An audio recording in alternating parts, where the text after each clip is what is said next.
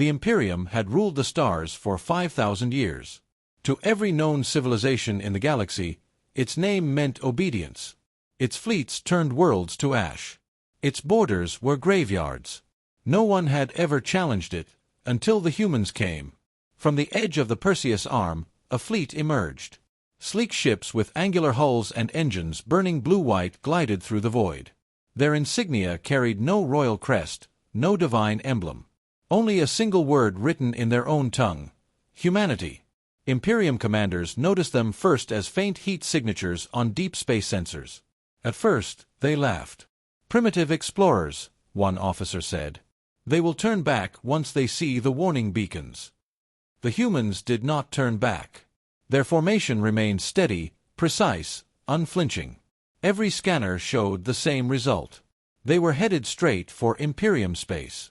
In the Imperium's high command chamber, ancient rulers gathered to watch. The Supreme Archon leaned forward on his throne, his compound eyes glowing under the light of the holographic display. "Open a channel," he ordered. "We will offer them mercy once." The message was clear: you have entered restricted space. Turn around or be destroyed. No reply came. Hours passed. Human ships continued to advance, silent and cold, like blades of metal cutting through the dark. Their lead vessel, the HSS Indomitable, carried Admiral Lena Voss, a woman known across human colonies for her stillness under fire. Her crew waited for her command, hands steady, faces focused. "Sir," the communications officer said softly, "the Imperium has transmitted another warning." Admiral Voss nodded once. "Ignore it. Maintain course." The crew exchanged brief looks but obeyed. To them, fear had become a story from the past, a thing humanity had burned out of its soul after centuries of survival. From frozen moons to burning deserts, humans had learned that courage was not the absence of fear. It was the refusal to kneel before it. In the Imperium's observation deck, a general clenched his claws. "They do not stop. They are challenging our sovereignty." The Archon smiled coldly. "Then we remind them who rules this galaxy." Moments later, an Imperium cruiser moved into position ahead of the human fleet. Its weapons glowed red as energy built inside the cannons. The first shot blazed through the darkness, a warning shot, not meant to kill, only to terrify. The plasma bolt passed close to the Indomitable, lighting its hull with blue reflections. On board the human flagship, no one flinched. Admiral Voss stood still, her eyes locked on the display. "Status report," she asked. "No damage, sir," replied the tactical officer. "Return fire." Voss looked at the screen for a long second. The silence was heavy. Then she gave a single nod. "Yes." One shot. The rail gun fired. It made no sound in the vacuum, only a flash of light, clean, bright, and final. The projectile crossed the void faster than thought. A second later, the Imperium cruiser was gone. Not damaged, not crippled. Gone. Every Imperium outpost across the border went silent. Commanders stared at their screens, unable to believe what they had seen. A single human shot had erased a warship 3 times its size. Admiral Voss spoke again, her tone calm as ever. "Transmit to all frequencies. Humanity comes in peace. But we do not bow." The message spread like fire. Across distant colonies and silent stations, alien species whispered the same words in disbelief. "Humans have entered the Imperium. And they are not afraid." In the Imperium's capital world, panic began to grow. Analysts searched for explanations. How could a small frontier species destroy one of their cruisers so easily? Some said it was luck. Others said it was madness. But one old strategist whispered something else, something that chilled the entire council. They waited 12 seconds before firing. 12 seconds of calculation. They did not act out of fear or anger. They acted with purpose. Far beyond, in the human fleet, the crew watched the wreckage drift in silence. No one celebrated. No one cheered. The battle was not about pride. It was about survival. About sending a message across the stars. The youngest pilot on the Indomitable, a boy barely 20, whispered, "We really did it. We crossed the line." Admiral Voss turned toward the viewing window. Outside, The endless sea of stars shimmered. "No," she said quietly. "We did more than that. We showed them what it means to be human." The Imperium responded fast. Fleets began to mobilize, forming a wall of ships stretching across light years. The Supreme Archon vowed to erase this insult from history. But deep inside, even he knew something had changed. In every corner of the galaxy, where small civilizations had lived in silence under Imperium control, whispers spread. The humans crossed the border. The humans fired first. The humans did not flinch. The Archon ordered every Imperium fleet to prepare for war. But fear, an emotion they had once used to control others, had now turned against them. And so, at the edge of known space, two powers faced each other. One ancient and mighty, the other young and unyielding. Between them stretched the black sea of stars. Quiet for now, but ready to burn. The Imperium's high command mobilized with terrifying speed. Within 6 standard hours, 3 battle groups had converged on the human fleet's position. 400 warships, their hulls black as void-fused steel, arranged themselves in a formation that had broken 17 civilizations. The Supreme Archon watched from his throne, his compound eyes reflecting the tactical display's cold light. "Surround them," he ordered. "No escape. No surrender." On the HSS Indomitable, Admiral Lena Voss studied the holographic map as red icons multiplied at every approach vector. Commander Soren Hale, her second-in-command, stood at her shoulder, his voice low and steady. 400, ma'am. Maybe more. They're herding us toward the Vora Nebula. If we go in there, our sensors blind, their home ground advantage." Voss nodded slowly. "If we go in there, they also cannot see us." Hale paused. "You're considering it." "I am considering that they expect us to run. They expect us to panic. They have studied our tactics from the first engagement. They think they understand us now." She turned from the display. "They do not." The Imperium's flagship opened a channel. A commander's face filled the screen, scarred, ancient, radiating the particular arrogance of someone who had never lost. "Human Admiral, you have destroyed one of our vessels. That was an error you will not survive. Power down your weapons and prepare to be boarded. Your crew will be taken to the capital for judgment." Voss looked at him without blinking. "You sent a warning shot. We sent a response. That was not an error. That was courtesy." The Imperium commander's eyes narrowed. "You dare." "I dare," Voss interrupted, her voice unchanged, "because your empire has spent 5,000 years convincing the galaxy that strength belongs to you. You are wrong. Strength belongs to everyone who refuses to stop." She cut the channel. "All ships," she said, "prepare for nebula insertion. Emergency baffles full. Weapons cold. We are going silent." Hale stared at her. "Ma'am, if we go in dark and they follow, we will be fighting blind in there." "Yes," she said. "But they do not know that we have been training for blind fighting for 3 years. They do not know about the proximity protocols. They do not know about the acoustic targeting." She turned to face the bridge. Every officer was watching her. The Imperium believes that technology wins wars. They believe that numbers win wars. They believe that fear wins wars. They are about to learn that there is something stronger than all three. "And what is that?" Hale asked. "Desperation," she said. "When you have nothing left to lose, you stop being afraid of losing. That is where we live now. That is where we have always lived." The human fleet turned as one and plunged into the Vora Nebula. The roiling clouds of ionized gas swallowed them whole. On Imperium sensors, 57 ships simply vanished. The commander on the screen went rigid. "They are fleeing." The Supreme Archon's voice crackled through the command channel. "Follow them. Do not let them escape. I want every human ship destroyed before dawn." 400 warships changed course and entered the nebula. Inside the Indomitable, the lights dimmed. External views showed only swirling orange and violet clouds. The ship's hull groaned under the electromagnetic pressure. But every officer sat at their station with hands steady and eyes sharp. "Contact," Hale said quietly. "Imperium Vanguard, 12 ships, bearing 27 Mark IV. They are spreading out. Looking for us. Voss said nothing for 5 full seconds. Then, acoustic targeting online. Mark the nearest command vessel. Fire when ready. The railgun did not need visual acquisition. It needed only vibration, only the faintest tremor of an engine through the nebula's dense medium.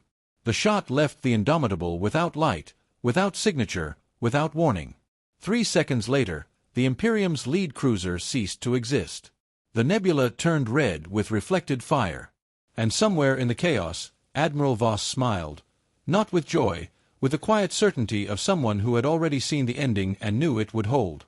The Imperium's vanguard panicked. 12 ships became 11, then 9, then 6. Each loss came without warning, without sensor lock, without any visible enemy. The nebula's swirling clouds masked the human fleet completely, while the Imperium's own engine signatures betrayed their positions like lanterns in fog. "Fall back!" the Vanguard commander screamed over the open channel. "They are hunting us!" But falling back was impossible. The nebula had swallowed them whole.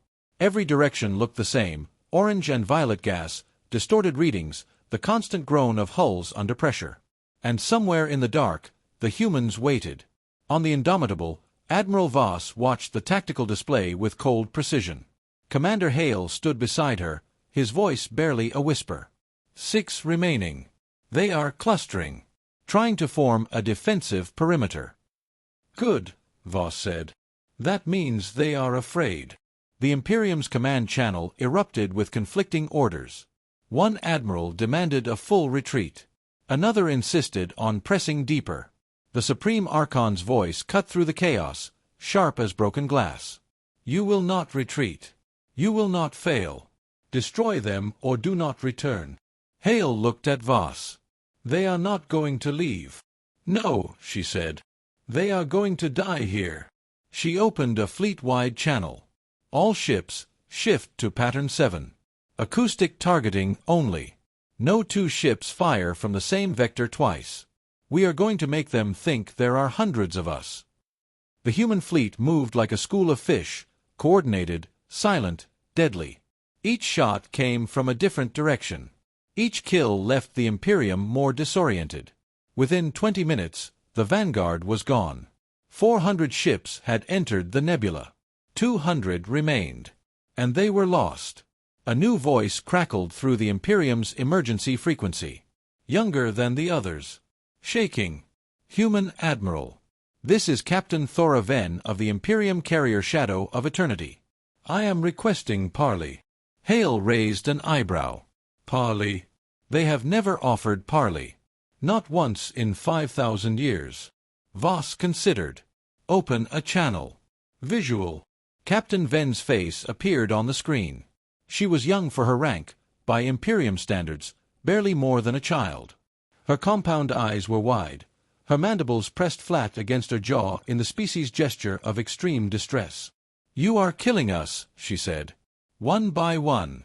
In the dark. We cannot see you. We cannot fight you. This is not war. This is slaughter." Voss looked at her for a long moment. "You entered our space first. You fired on us first. You followed us into this nebula with the explicit order to destroy every human ship before dawn." Venn's mandibles trembled. "I did not give that order." "No. But you followed it." The young captain was silent. Behind her, on the bridge of the Shadow of Eternity, Voss could see other officers, some afraid, some angry, some simply blank with shock. They had never lost before. They did not know how to lose. "What do you want?" Venn whispered. Voss leaned closer to the camera. "I want you to tell your Archon something for me. Tell him that humanity does not seek his throne. We do not want his empire. We do not want his worlds or his resources or his slaves. We want one thing only." "What?" "The right to exist without asking permission." She cut the channel. "All ships, cease fire. Let them find their way out of the nebula. If any ship fires on us, destroy it. Otherwise, let them go." Hale stared.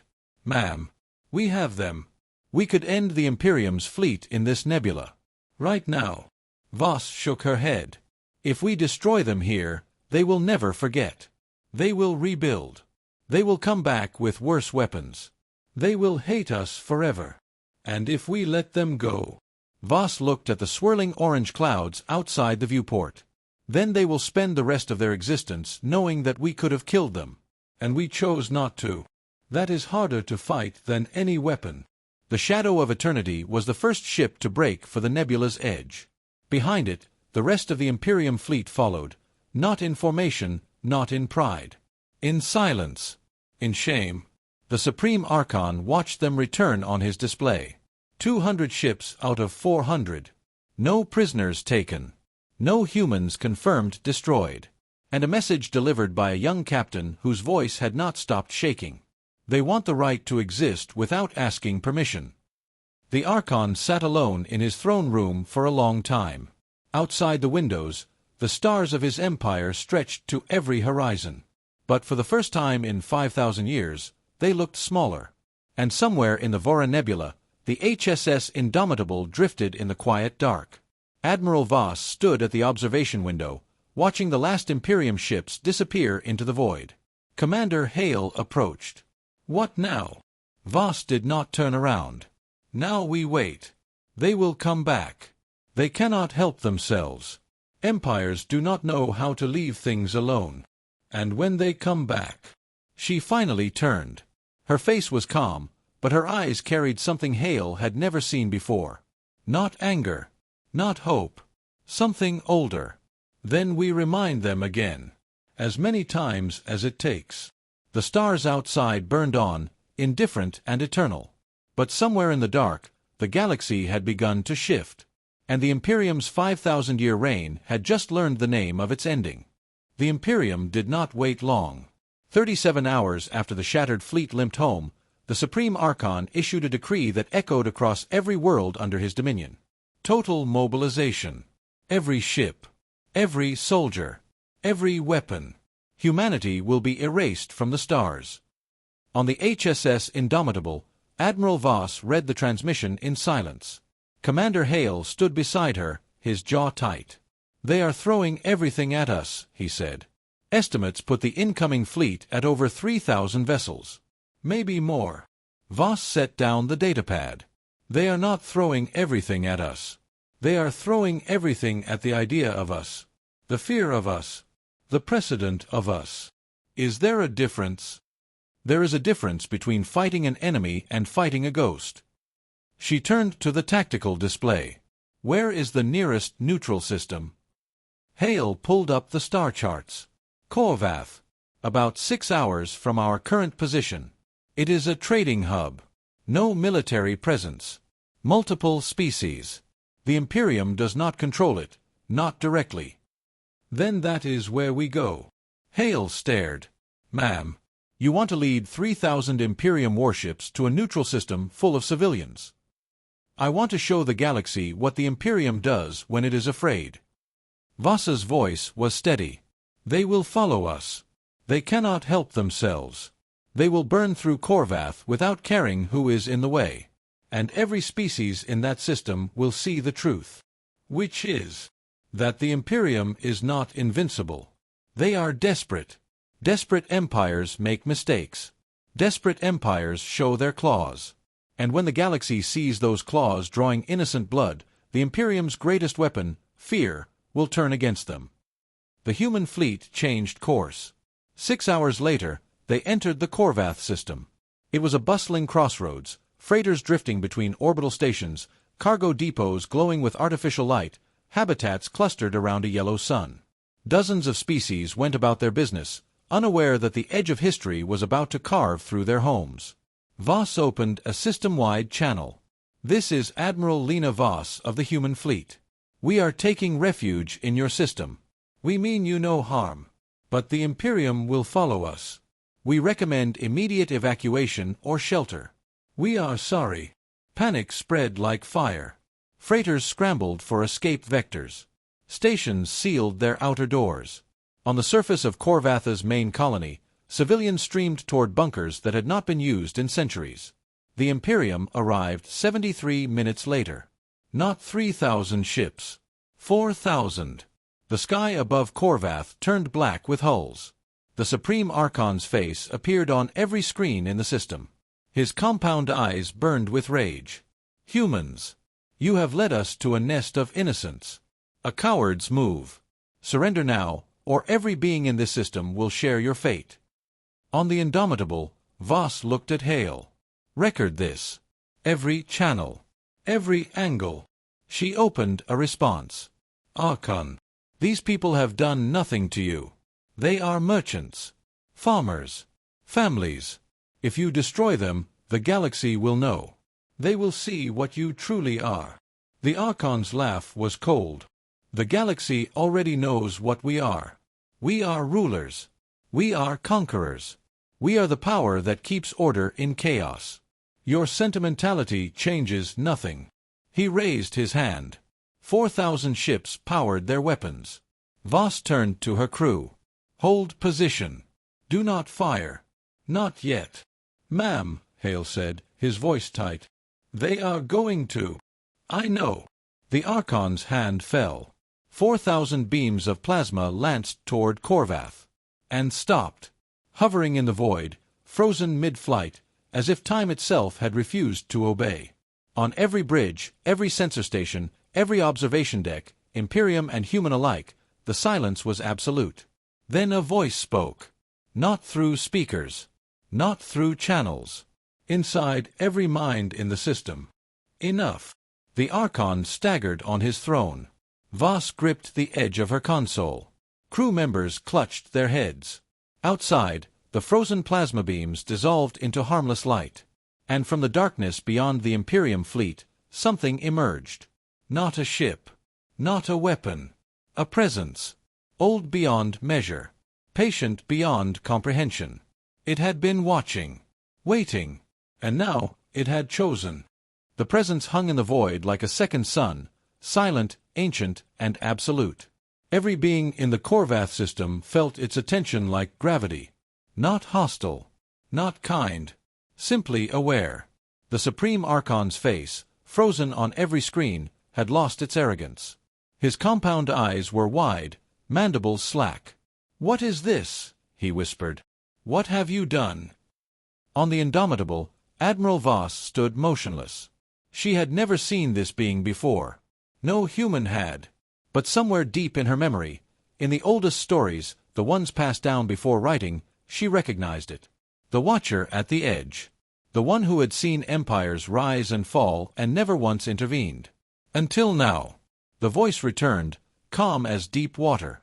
You have ruled through fear for 5,000 years. You have crushed species who wished only to live. You have called yourself supreme. But you are not supreme. You are loud. There is a difference. The Archon tried to speak, but his voice failed.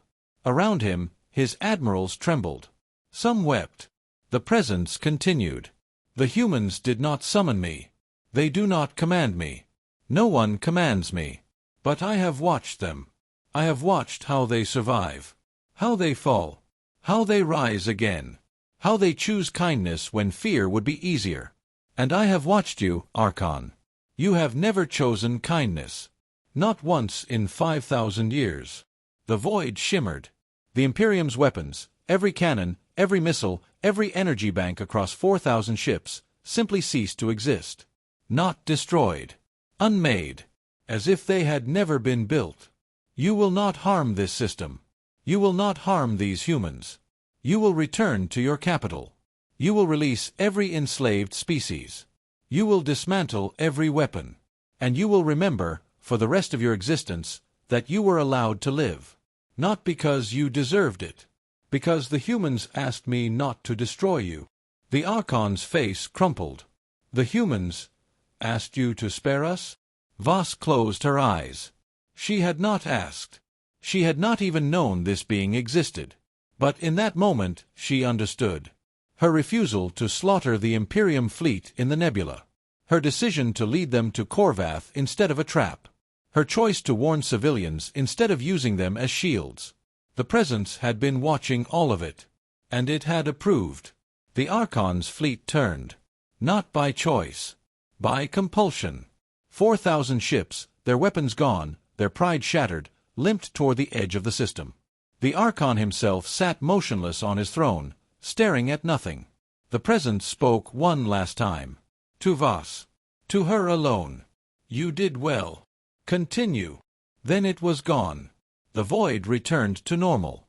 The stars shone as they always had. On Korvath, civilians emerged from bunkers to find their world untouched. Freighters began to move again. Stations reopened their doors. On the Indomitable, Commander Hale let out a breath he had been holding for what felt like hours. Ma'am.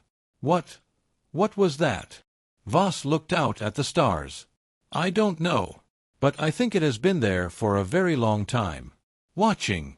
Waiting to see what we would become. And what did we become? She turned to face her crew. Their faces were tired, smudged with exhaustion, but their eyes were bright. We became something worth protecting. The human fleet did not pursue the Imperium. They did not celebrate their victory. They stayed in Korvath for 3 weeks, helping with repairs, sharing supplies, answering questions from species who had never spoken to a human before. They told stories of Earth, of its oceans and forests and cities, of its wars and its peace, of its stubborn, infuriating, beautiful refusal to give up. The Imperium collapsed within a year. Not from invasion. From abandonment. One by one, species that had been enslaved for millennia simply walked away. The Archon's commands no longer carried weight. His threats no longer held meaning. He had been seen, by the galaxy, by the Presence, by himself, as what he truly was. Small. Admiral Lena Voss retired to Earth. She lived in a small house by the sea, where she grew vegetables and walked on the beach and never spoke of the war unless asked. When children asked her what it felt like to face the Imperium, she said the same thing every time. It felt like being human. The HSS Indomitable was decommissioned and turned into a museum. Children walked through its corridors and touched its railgun and stood on the bridge where a woman had faced 4,000 ships without flinching. On the wall of the observation deck, a plaque was mounted. It read, "We came to prove we belonged. We learned that belonging was never the question. The question was whether we would be worthy of the stars. We tried to be. We will keep trying." And somewhere in the dark between galaxies, an ancient presence continued its patient watch. It had seen civilizations born and die. It had seen empires rise and fall. But it had never seen anything quite like humanity. It was curious what they would do next. So it waited, as it had always waited. And the stars went on turning. The galaxy did not forget. It never does. But the memory of the Imperium's terror faded, replaced by something softer. Hope. The humans did not build an empire. They built schools, hospitals, communication relays that let distant worlds talk to each other for the first time. They shared their food, their music, their terrible coffee, and their stubborn insistence that every species deserved a voice. Admiral Lena Voss lived to be 112. On the day she died, the HSS Indomitable flew one final formation over her seaside home, 57 ships, their hulls polished, their engines burning bright. Her granddaughter stood on the beach and watched them pass. She was 23 years old. She had never known a galaxy under Imperium rule. Was she afraid? Someone asked. The granddaughter thought about it. She said fear was a compass, not a cage. She said it pointed toward the things worth protecting. The Indomitable became a museum, but it also became a gathering place. Every year, on the anniversary of the battle at Korvath, crews from a dozen species would meet on its observation deck.